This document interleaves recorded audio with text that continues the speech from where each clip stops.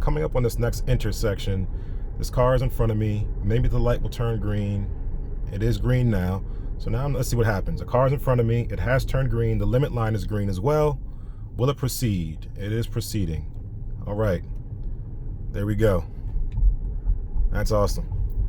Proceeding without having me to confirm with the stalk or the pedal once a car is in front of me and before the actual intersection. Very nice.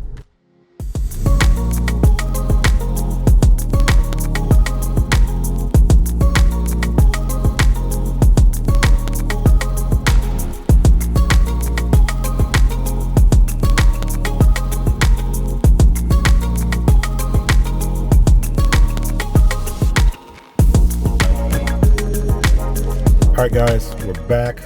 Latest update is 2020.24.6.1. This is a pretty substantial update, pretty big update in terms of the amount of features based on vehicle configuration and based on location. Okay, I'm going to go through the ones that we have and got in our car based on our location and configuration, but then I'll also talk about the other ones for other types of cars, Model 3s, Model Ys, in different countries such as China, and see what they got as well. All right, so let's jump right into it. Starting first and foremost, they have a new update to traffic light and stop sign control, or traffic light awareness, as I like to call it. This new feature just basically allows a little bit more permission to be able to have the car go through an intersection with a green light without confirmation, as long as a car is in front of your car. Okay. The actual release notes read, the traffic light and stop sign control feature no longer requires explicit driver confirmation of pulling the autopilot stalk to continue straight through an intersection for green traffic lights. When there is a lead vehicle ahead of you, and autopilot is confident that you are not in a turn-only lane. The stop line in the driving visualization will now turn green to indicate that the car will continue through an intersection. Coming up on another intersection, no car in front of me again.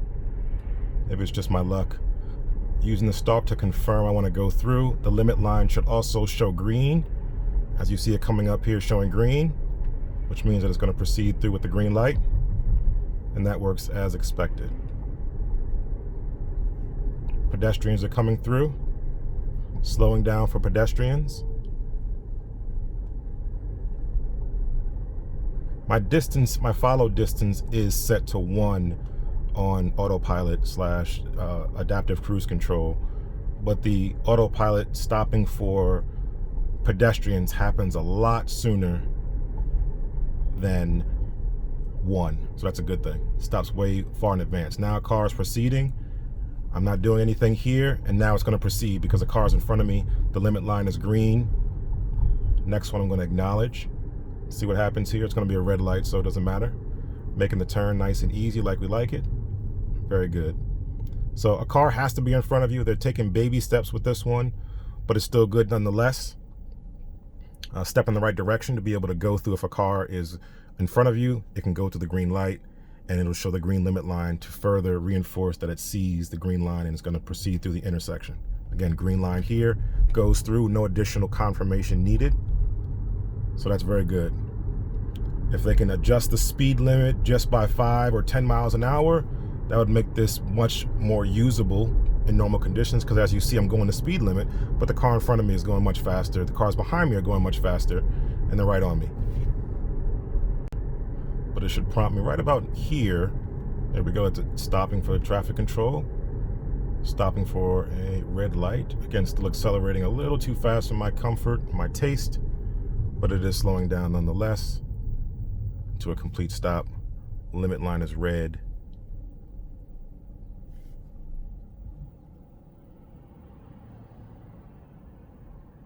Now from a standstill, now it's green, turning green now.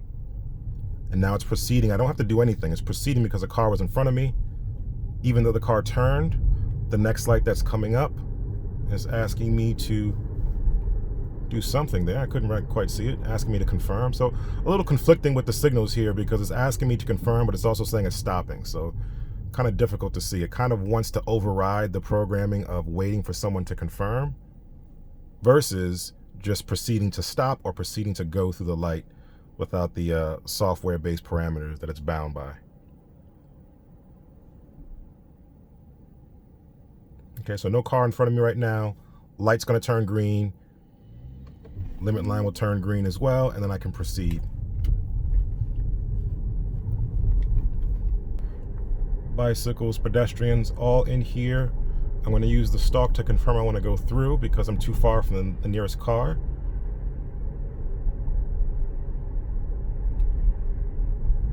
And now I'm going right through. Coming up to this next intersection. Animations are still there, nothing's different there, but coming up on this next intersection, this car is in front of me. Maybe the light will turn green. It is green now. So now let's see what happens. The car is in front of me. It has turned green. The limit line is green as well. Will it proceed? It is proceeding. All right. There we go. That's awesome. Proceeding without having me to confirm with the stalk or the pedal once a car is in front of me and before the actual intersection. Very nice.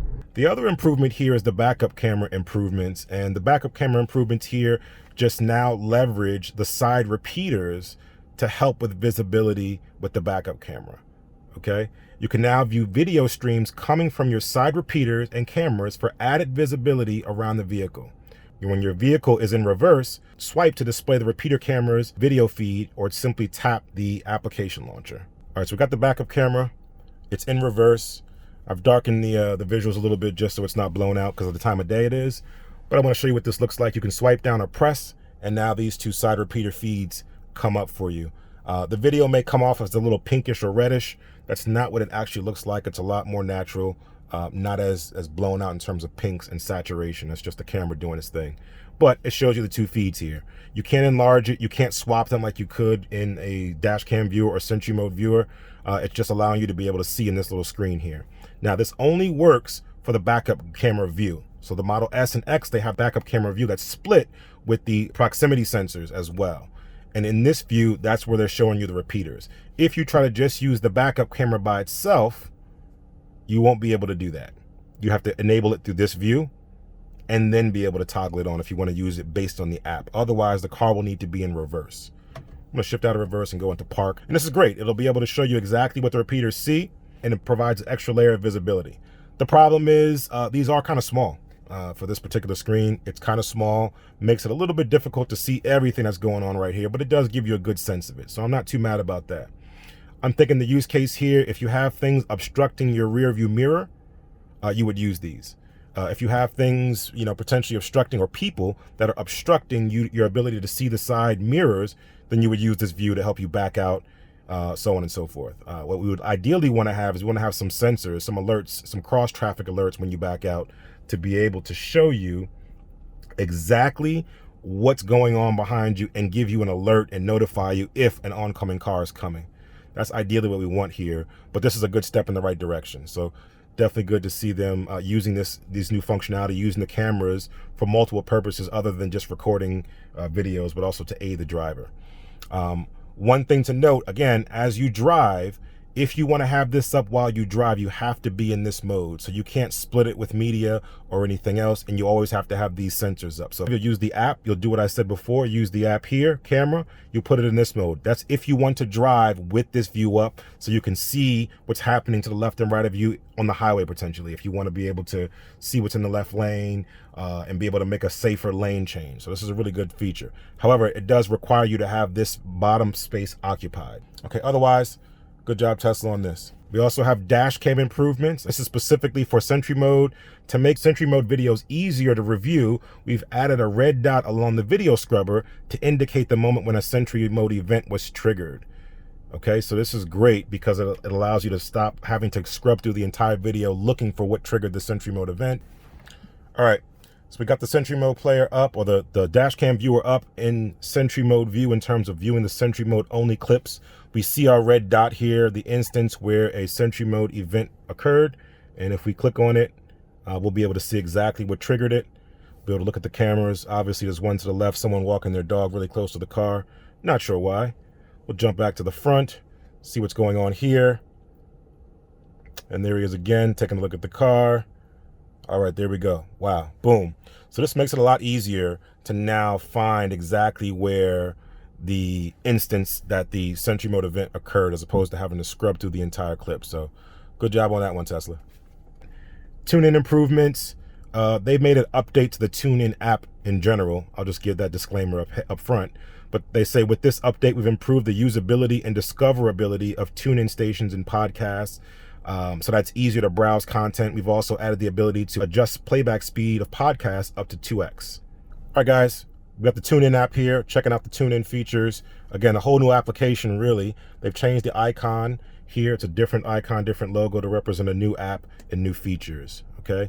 Everything else is pretty much the same. The only difference here is now you have that playback speed, that 2x playback speed that you can toggle between 1, 1.25, 1.5, and 2x for playback speed as well. And it looks like they've also changed up, the way the podcasts are displayed, making it a little bit easier to find things, as well as if you want to search for things as well. So that's TuneIn, pretty straightforward update.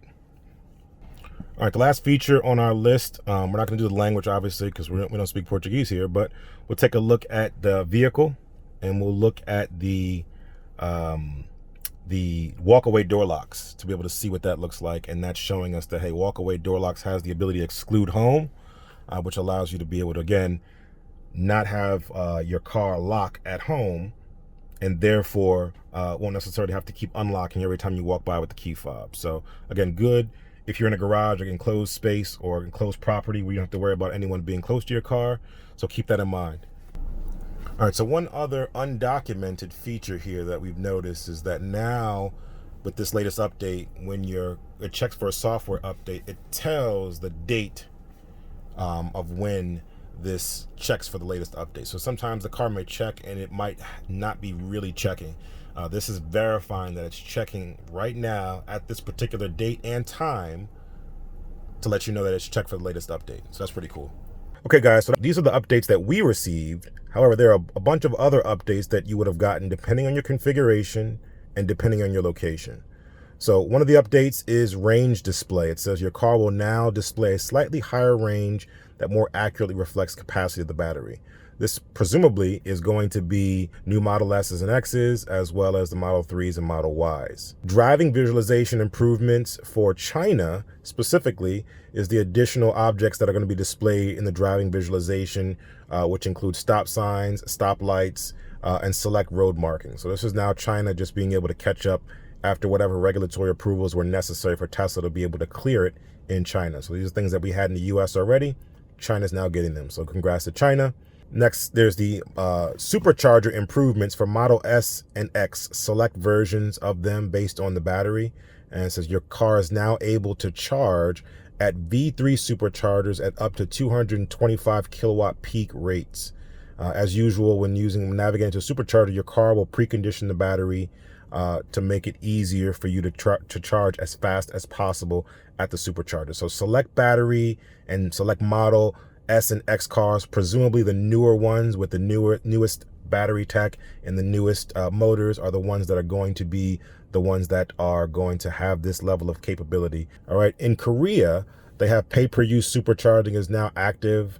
Okay, the release supports pay-per-use supercharging, and then the charging rates are indicative of whatever charging rates there are there. Again, this is something that's been the same for the US, but now just adding it for other countries. All right. And then also now for select vehicles, probably newer vehicles, probably specifically Model 3s and Model Ys, and even maybe the S's and X's, the new ones, the Ravens, if you will.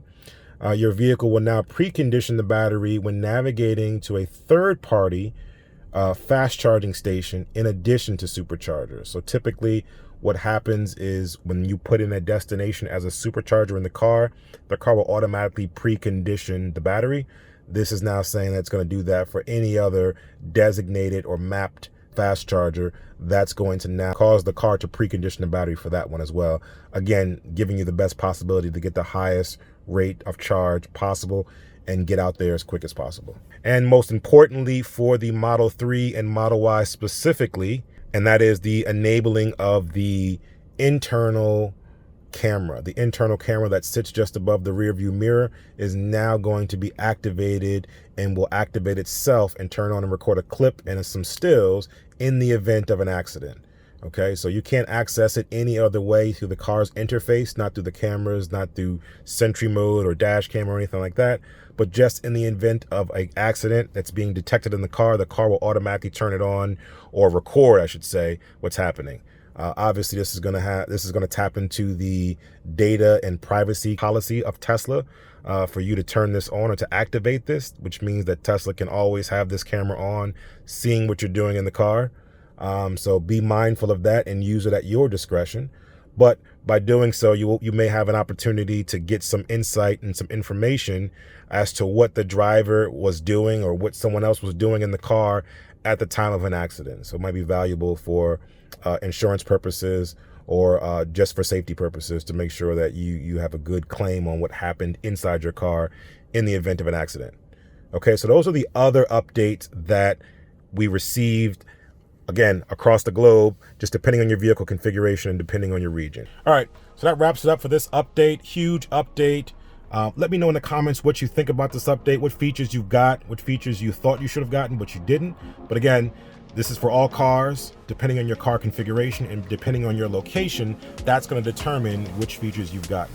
Okay, until the next time, enjoy your day, enjoy your Tesla.